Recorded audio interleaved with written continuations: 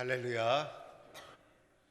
어제는 성탄절이고 오늘은 21년도 마지막 주일이고 성탄절과 주일이 맞붙어 있으니까 예배 드리는 것도 얼마나 바쁜지 모릅니다. 이제 2021년도도 이제 마지막 주일을 맞이하고 이제 송구영신 예배 하나가 남았습니다. 21년도의 행복도 지나가고 슬픔도 지나가고 기쁨도 지나가고 이제는 새 희망으로 새해를 맞이할 준비를 하면서 마무리를 예수님 안에서 잘 지어가야 합니다. 오늘 시온 찬양대의 찬양을 들으니까 가슴이 찡하고 우리들의 지금의 심정을 찬양으로 표현을 잘 해주신 것 같아요.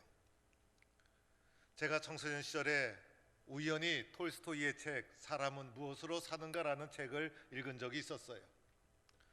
이 책을 읽으면서 요지를 보니까 단숨에 제가 빨리 읽었는데 이 책에서는 사람을 무엇으로 사는가라는 질문을 하면서 사람이 사는 이유가 있다는 것입니다.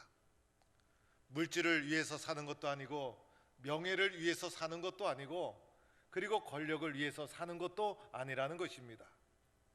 많은 사람들은 이것에 현혹이 되어서 물질을 따라가고 명예를 따라가고 권력을 따라가지만은 사람이 사는 이유는 사랑 때문에 살아간다는 교훈적인 이런 동화와 같은 책이었어요. 실제로 톨스토이는 인도주의 사랑을 실제로 실천하며 살아간 아주 훌륭한 사람이었습니다. 인류 역사의 가장 사람의 삶 속에서 가장 중요한 것이 무엇일까? 바로 사랑입니다. 사람은 사랑 때문에 살고 사랑 때문에 힘들어하고 그리고 사랑을 받고 사랑을 주고 사랑에 울고 그래서 사람은 인생을 살아가면서 사랑이 가장 중요한 것입니다. 사랑에 목말라하고 사랑에 상처를 받고 그래서 사랑에 대한 스토리, 사랑에 대한 동화, 사랑에 대한 명작, 사랑에 대한 영화, 사랑에 대한 노래가 가장 많이 나오고 있지 않습니까? 그런데 오늘 로마서 8장에 우리가 인생을 살아가면서 꼭 만나야 될 가장 위대한 사랑, 가장 큰 사랑을 우리 성경이 우리에게 말씀하고 있어요. 그것은 바로 하나님이 우리에게 행하신 사랑이죠. 이 하나님의 큰 사랑을 우리에게 말해주고 있어요. 오늘 우리는 로마서 8장 말씀을 읽었는데 로마서는 크게 두 분류로 나누어질 수가 있어요. 1장부터 8장까지는 이론적인 부분이고 9장부터 16장까지는 실천적인 부분이라 할 수가 있어요. 오늘 사도 바울이 로마서를 작성하면서 믿음으로 구원을 얻는 이신칭의의 신앙에 대해서 설명해 가기 시작하면서 맨 처음에는 인간이 얼마나 타락한 존재인지 죄의 세력이 얼마나 크고 깊은가를 설명하기 시작합니다. 이 문제를 해결하기 위해서 예수님을 이 땅에 보내주셨고 예수님을 통해서 믿음으로 구원을 얻는 이신칭의의 믿음을 하나님 사도 바울이 설명해 가고 있어요. 마침내 예수를 믿고 변화된 우리의 신분, 예수를 믿고 변화된 우리의 신분에 대해서 말씀을 하면서 마지막 8장에 가서는 승리의 찬양을 하나님께 올려드리는 이 마지막 부분인데 이 마지막 부분을 우리가 오늘 본문 말씀으로 읽은 것입니다. 먼저는 31장 31절, 32절, 33절에서 보면 하나님이 우리에게 행하신 일이 무엇인가를 말씀하고 있어요. 도대체 하나님이 나를 향해서 무엇을 하셨을까? 하나님이 우리를 위하여서 행한 것이 무엇일까? 오늘 특별히 32절 말씀해 보니 이렇게 말씀하고 있어요. 자기의 아들을 아끼지 아니하시고 하나님이 나를 위해서 행하신 것은 자기 아들을 아끼지 아니하시고 내어주셨다는 것입니다. 자기 아들을 아끼지 아니하고 내어주셨다는 것은 아브라함이 이삭을 바쳤을 때 그것을 받으신 하나님께서 아브라함에게 해주신 말씀이기도 합니다. 그래서 오늘 32절에 보니 하나님이 나에게 행하신 일은 아들을 아끼지 아니하시고 내어주신 것, 이것을 하나님이 우리에게 해주셨다는 것입니다. 아들보다 귀한 것이 어디에 있을까? 아무리 사랑해도 자기 아들을 대신 내어줄 수 있을까? 그런데 하나님께서는 우리들을 위해서 아들까지도 내어주셨는데 그 외에 그 어떤 것을 다 주시지 못할 것이 없다는 것입니다. 아들까지도 다 내어주셨는데 우리를 위해서 주지 못할 것이 어디에 있겠어요? 은사를 달라 하면 은사를 주시고, 건강을 달라 하면 건강을 주시고, 은혜를 달라 하면 은혜를 주시고, 복을 달라 하면 복을 주시고, 아들까지도 주셨는데 하나님이 주시지 못할 것이 아무것도 없다는 것입니다. 31절에 보면 하나님이 우리를 위하시면 이라는 말씀은, 이렇게 아들까지도 우리에게 내어주신 하나님이 나를 위하신다면 우리가 이기지 못할 것이 어디에 있겠는가? 누가 우리를 대적할 수 있겠는가? 아무도 대적할 수 없다는 것입니다. 누가 우리를 고발할 수 있겠는가? 아무도 고발할 수 없다는 것입니다. 누가 우리를 정죄할 수 있겠는가? 아무도 정죄할 수 없다는 것입니다. 나는 비록 약하고 연약한 존재지만은 나에게는 하나님의 사랑이라는 튼튼한 후원자가 우리 뒤에 있다는 것입니다. 그런데 이런 하나님의 사랑, 아들까지도 내어주신 하나님의 사랑, 그 아들 예수님은 도대체 무엇을 하셨는가도 살펴보아야 합니다. 하나님은 아들을 내어주셨는데 이 땅에 오신 예수님께서 도대체 무엇을 하셨는가? 예수님이 하신 말씀은 34절에 나와 있어요. 34절 말씀을 잘 살펴보니 예수님이 이 땅에 오신 것, 먼저는 나를 위해 죽으셨어요. 나를 위해 예수님께서 죽으셨어요. 죽으신 이유는 나의 죄값을 대신 치르기 위해서 대속의 값을 치르시고 예수님이 죽으셨어요. 예수님이 나의 죄의 값을 완전히 치르시고 죽으셨다는 거예요. 죽으셨을 뿐만 아니라 그것으로 끝난 것이 아니었죠. 죽으신 예수님께서 다시 살아나셨어요. 죽음의 권세를 이기시고 다시 살아나셔서 예수님 하나님 우편에 앉아 계신 거예요. 하나님 우편에서 예수님은 도대체 무엇을 하실까? 오늘도 나를 위해서 간구하고 있다는 거예요. 그래서 하나님은 아들 예수를 나를 위해 내어 보내주셨고, 이 땅에 오신 예수님은 나를 위해 죽으시고 부활하셔서 지금도 하나님 우편에서 나를 위해서 간구하고 있다는 것입니다. 그래서 오늘 말씀 속에 나를 향한 하나님의 사랑, 그리고 예수님이 오셔서 예수님이 하신 역할과 공로와 업적에 대해서 말씀하고 있는 거예요. 예수님을 통해서 나를 향한 하나님의 사랑이 확증되고 우리는 깨닫게 된 것이죠. 이렇게 예수님의 사랑, 하나님의 사랑을 받은 우리들, 변화된 신분을 가지고 살아가게 되는 거예요. 그래서 35절부터는 변화된 우리들의 삶이 어떠해야 되는가를 말해주는 것이죠. 35절 이하에 보면 우리를 향한 그리스도의 사랑에서 세상의 그 어떤 것도 끊을 수가 없다는 거예요. 우리가 세상에 살아가면서 여러 가지 어려움을 만나죠. 그래서 오늘 말씀해 보면 35절에 여러 가지 어려움을 만나는데 7가지 단어가 나오고 있어요. 7가지 단어 중에는 반복되는 것도 있고 중복되는 것도 있고, 그리고 7가지 외에도 여러 가지 어려움을 우리는 당할 수 있어요. 오늘 말씀해 보니 여러 가지 어려움을 말씀하고 있죠. 환난을 당하고, 공고가 있고, 박해가 있고, 기근이 있고, 기근은 배고픔이라 할 수가 있어요. 적신은 헐벗음이라고 할 수가 있어요. 비슷한 개념이지만은 고난을 받는 우리의 현실의 삶을 말해주고 있는 거예요. 위험도 당하고 칼의 위협도 당하고, 이것 외에 오늘 우리가 살아가면서 우리들은 코로나라는 어려운 상황을 거치며 살아가고 있어요. 그런데 이렇게 세상에 살면서 이런 어려움을 겪게 되면 힘들고 어렵고 쓰러지고 넘어지고 고통을 받게 된다는 것이죠. 이 모든 것을 피하고 싶지만은 육신을 입고 살아가는 난 이 고난과 어려움을 피할 수 없어요. 고난 없이 세상을 살아가는 사람은 아무도 없어요. 그런데 이런 엄청난 세상의 고난이 밀려올지라도 분명한 것이 하나가 있어요. 하나님의 사랑이 우리를 절대로, 이런 고난과 시련이 하나님의 사랑에서 우리를 끊을 수가 없다는 것이에요.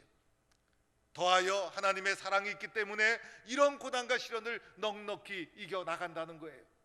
우리가 세상의 어려움을 이겨나갈 수 있는 것은 하나님의 사랑이 나를 붙잡고 있기 때문에, 그래서 오늘 말씀에 넉넉히 이긴다는 것도 영광스럽게 승리한다는 거예요.